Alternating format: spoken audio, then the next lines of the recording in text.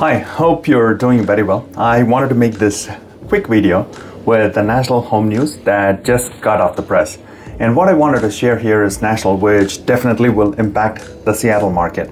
Now, you wait till the very end wherein I link a video from a financial guru, Ryan Nelson, about what drastic changes are coming on to the lending side of things to impact the buyers first and then indirectly impact the sellers that you absolutely don't want to miss, okay?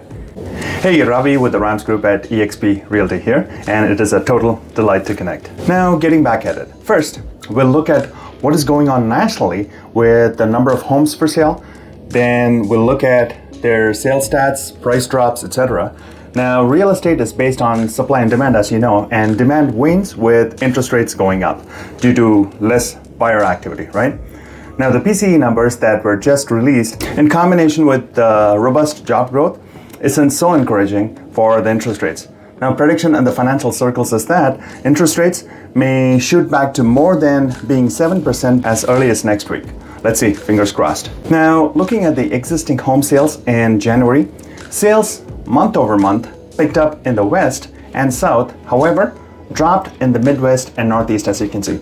Now, the sales year over year dropped in the South and the West. It stayed robustly positive in the West and Northeast. You may wonder why.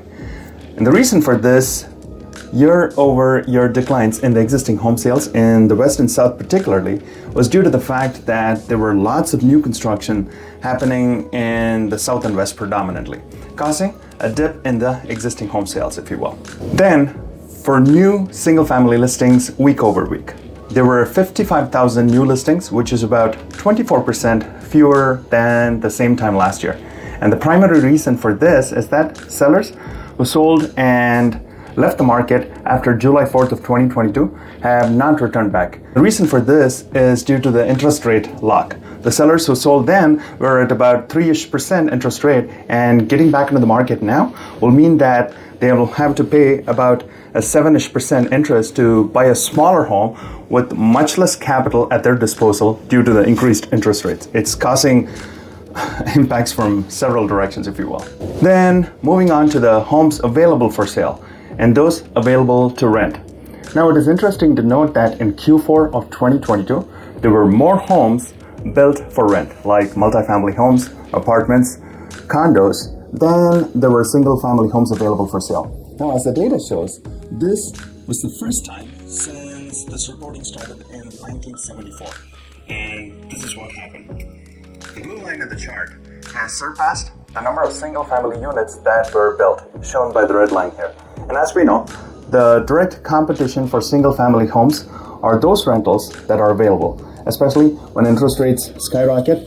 And the next best alternative for people to consider is renting a place instead of buying.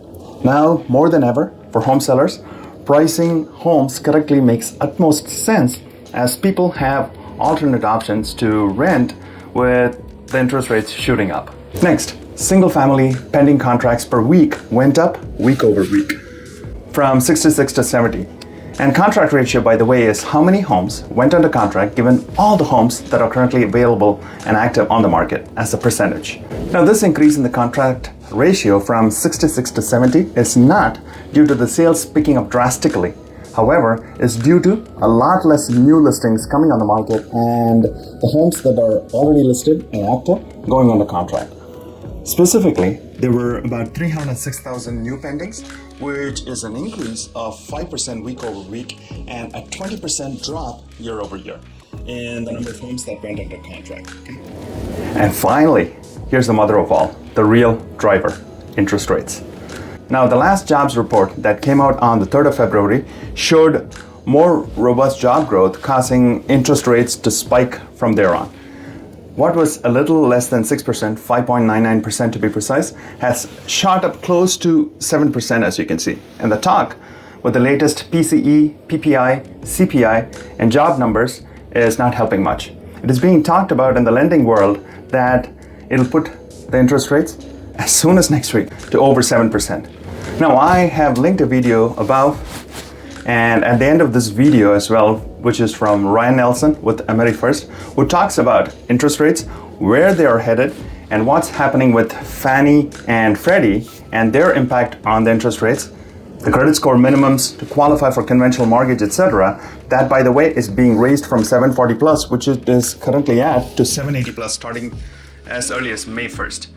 The new debt-to-income ratios that either qualify buyers to borrow or not, in addition to their loan-to-value limits, and all these variables coming into play, makes it tougher for buyers to qualify. That 10-minute video that I've linked is something you definitely don't want to miss. Now, all these additional criteria will make it super hard for many more buyers to qualify, making the already shrinking buyer pool to shrink even more. So what does this all mean if you are a seller or a buyer? If you're a seller, the key call to action is to price your home correctly, not overprice, thinking that you'll come down later. Time is not on your side, okay? And leveraging the buyer pool, which will shrink in the coming days, not even weeks, being more important than ever. And if you're a buyer, on the other side, time is your leverage. Don't let it slip. Before the strict qualifying criteria come into play, jump into action and secure a place of your liking pronto. I'm very well connected with a pool of great lenders who can run your options with you and let you know. And I'm happy to refer. Just reach out to me, okay? Well, that's a wrap. If you found the information in this video helpful, consider subscribing to my channel and you won't be disappointed. I am keeping an eye on the market and happy to get the information that you need. I'm just a click or call away. Just DM me and I'll get the information you need, okay? Until next time, you stay safe and I will talk to you soon. Bye.